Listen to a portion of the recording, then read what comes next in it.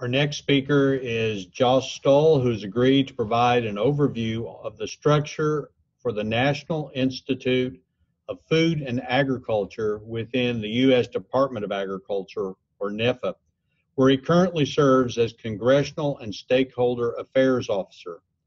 Prior to joining USDA, Mr. Stoll served as a legislative assistant for U.S. Representative Don Sherwood and later for U.S. Senator Arlen Specter, both from Pennsylvania. He then worked for the U.S. Department of Agriculture's Food Safety and Inspection Service and the National Fisheries Institute before joining the National Institute for Food and Agriculture in 2015. Mr. Stoll received his master's degree from the University of Amsterdam and a bachelor's degree from Penn State University. Josh. Great, thank you, Mark. Hopefully everyone can hear me all right. If yes, wink. All right, thank you. So, thank you, Wendy, for the next slide. So I definitely want to talk about NIFA, but I thought we should step back and provide some information about USDA as a whole, because obviously NIFA is an agency within a much larger department. So with that in mind, USDA, founded May 11th, 1862, created by President Lincoln, originally still called the People's Department. We're at about 90,000 plus employees currently. There's 17 agencies. As you see in this chart that's here, there's mission areas broken down underneath the secretary and the deputy secretary. So that's 7 mission areas. And each mission area then oversees whatever agencies are within that portfolio. So all the way on the left, US stands for Undersecretary. So Undersecretary for Food Safety has one agency, which was my former agency, the Food Safety and Inspection Service. All the undersecretaries are all political appointments. So is the secretary, so is the deputy secretary. And in terms of all the department, there's 14 Senate confirmed positions, and that includes the secretary, the deputy secretary, and undersecretary. So for our specific mission area, it's all the way on the right of that chart. It's USREE, so it's Undersecretary for Research, Education, and Economics, excuse me. And we have 4 agencies within our mission area. Right now, we do not have a undersecretary, Shavonda Jacobs-Young, who is the current administrator of ARS, the Agricultural Research Service. She's the acting deputy undersecretary, so she's in charge until someone gets confirmed, but we're still waiting for someone else to get nominated. And I'll say that for our agency, well, actually, you know what, Wendy, can you go to the next slide?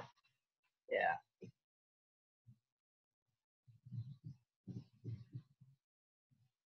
Oh, okay. Well, this is just FYI, if you haven't seen the news, the secretary has proposed to reorg some offices, and that well, there's still 7 mission areas, but rural development is going to be elevated to the office of the secretary, which is that green box on the left of the box of the secretary. See, I just think boxes are easier to follow. Because of the 14 Farm Bill, it mandated that the secretary create Undersecretary for Trade, and that's this green box next to our box, the REE, next TFAA, and that's Undersecretary for Trade and Foreign Agricultural Services. The nominee has been confirmed and he's in office. So we have 3 Senate confirmed nominees in place. That's Secretary, Deputy Secretary Sensi from Corn Growers, Soybean Association. And then for DFAA, it's Northy from the former Ag Secretary. And, you know, with the Farm Bill starting to heat up, because the current Farm Bill expires the end of September of 18, many of our programs are impacted. Most of our programs are impacted by the Farm Bill. It's the Senate Ag Committee, which has jurisdiction over confirmations and Farm Bill. They are going to be busy. And obviously, it's hard to do two things at once. So next slide works. So for the next slide,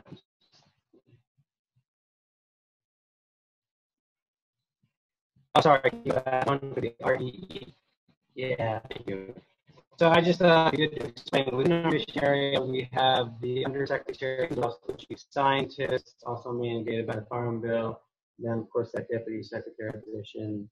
And then there is an office of the chief scientist that reports to the undersecretary. Then you have the 4 agencies, Agricultural Research Service, which is headed by a career person, and that's Dr. Shavana Jagjian, who is the acting deputy secretary currently.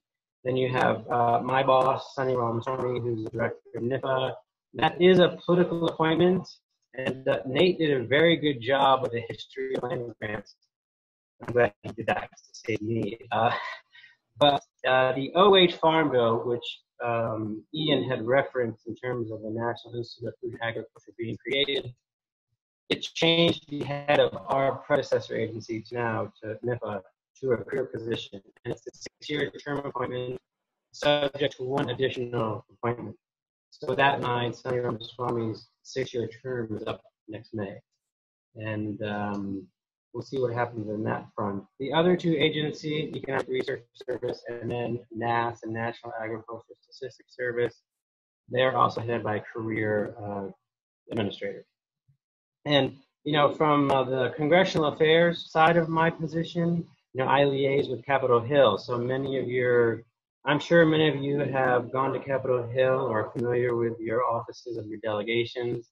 I mean, my job is to, A, know who the ag person is, and also try to educate them about NIFA, because it's a continuous job.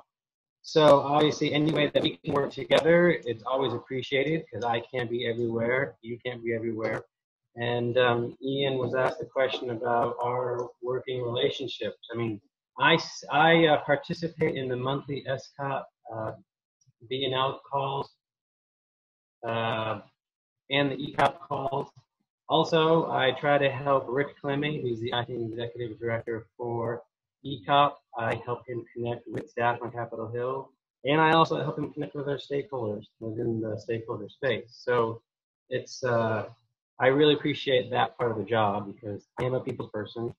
And don't worry, Wendy, I won't tell any jokes today, but you can move to the next slide. And I realize there's a lot of information, but I think it's important for you all to see the structure. So at the top, you have the Office of the Director, and that includes Bill Hoffman, our Chief of Staff, myself, Jeanette, our Science Program Officer, Kim, who heads up our Administrative Officer, and then, of course, Meryl Broussard and Robert Holland, our Associate Directors. Meryl is the program side house of the program house side of the house. So when it comes to capacity and competitive, those programs, the 60 or so that we administer, are through that side. However, on the operations side, if you look under Office of Grants and Financial Management, that deputy director is Cynthia Montgomery. You'll get to know her if you haven't already. They're the ones who are doing the processing of the paperwork, making sure that you get your funds. They also do audits in that office. So it's an office that if you don't know, you certainly will. Back to the program side, we have 4 institutes headed by the director. And if you look under the Institute of Food Production and Sustainability, the deputy director is Parag Chitnis.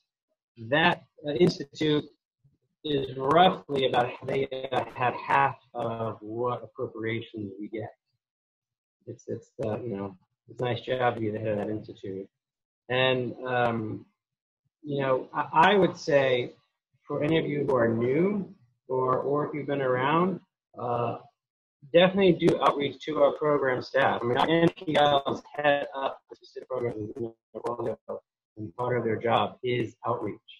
I mean, my title is stakeholder affairs as well, but I can't be everywhere. And the reason for that part of this position is so I know what stakeholders are advocating on Capitol Hill, which makes sense. The idea is that where we can work together, we can. I can't lobby the Hill, but I can certainly educate. So the NPLs, though, they're the subject matter experts.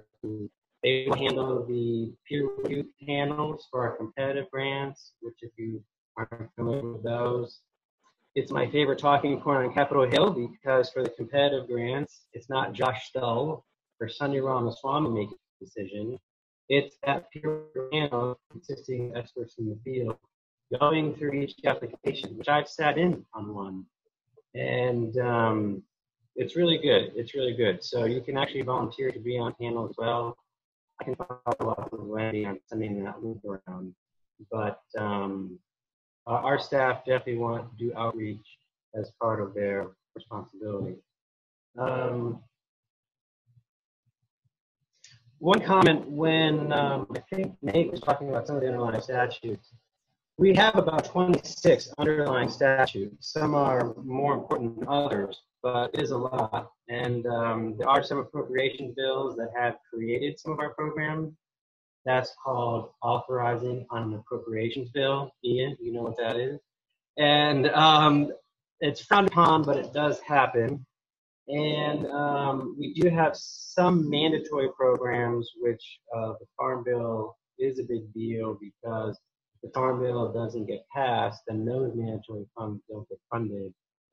On the discretionary side, you know, as long as the appropriators meet and fund USDA and fund our program, then we're fine. If you want to go to the next, one other comment. About half of our 1.5 billion appropriate funds, half of it is the capacity, in which there's a capacity fund, such as extension, patch. I mean, you're familiar with those. The other half goes to the competitive grant. And out of that other about 700, 750 competitive pots, half of that goes to AFRI. And that's the Agriculture Food and Research Initiative. So it's authorized at 700 million in the 08 Farm Bill, but because it's discretionary, it was most recently funded at 375. Okay, thank you. Next slide.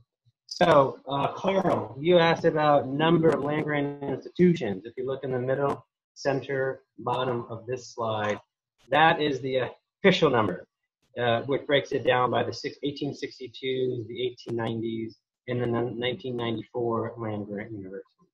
So it's 112. And then there you see we have the budget for fiscal year 16, which were about the same. For 17, we have about 310, 320 employees. That slide's from last year. So I would say that to go back to someone asking about stakeholders, stakeholder feedback is it's very important for NIFA. It's very important for Sunny Ramaswamy.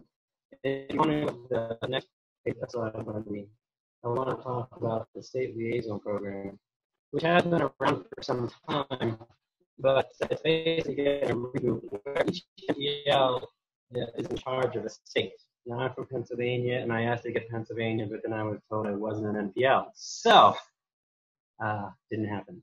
But that NPL serves as a state liaison, and they're encouraged to travel. One of our main national, our state liaison program, state liaison traveled to Maine in August. Did a great job. He worked with me. I helped him connect with Maine stakeholders because I worked with the congressional delegation. And, you know, the rule really is to build and maintain the relationship between NIFA and the state institutions. That's the primary goal, but then also to do outreach to other stakeholders within the state as time permits. I mean, one thing to keep in mind too is that NPL, who's the state liaison, is a resource for those at the LGUs in terms of their plans of work. So that's something where I can send that link around because we have a list of current state liaisons. And now they're starting to do outreach as well, but I'll send that around. We just wrapped up something called NIFA Listens, and that was a stakeholder feedback effort where we had 4 public listening sessions across the U.S., and then we accepted online comments. And, that's something where I know ECOP and SCOP are going to submit comments from APLU. And that information then is used, to help NIFA in terms of making decisions, future decisions on programs, on anything on the science side of what we do. It's true, some of our programs that Congress creates are very prescriptive, and some are not. Some give us a little bit. So the stakeholder feedback is very important. And the transcripts from those 4 public sessions are on our website. So I'll also make sure that Wendy gets that link. And I would say that's about it for me. I would go back and repeat. Stakeholder feedback is important. If you don't know when RFA comes out for a program, anyone for that specific RFA can submit comments on that specific program. And I don't know if people realize that, but they can, and it's specified within the RFA. So if people have an idea how to make the program better, submit that when the RFA comes out. Which traditionally RFAs come out in the fall. The continuing resolutions don't help, so that pushes things.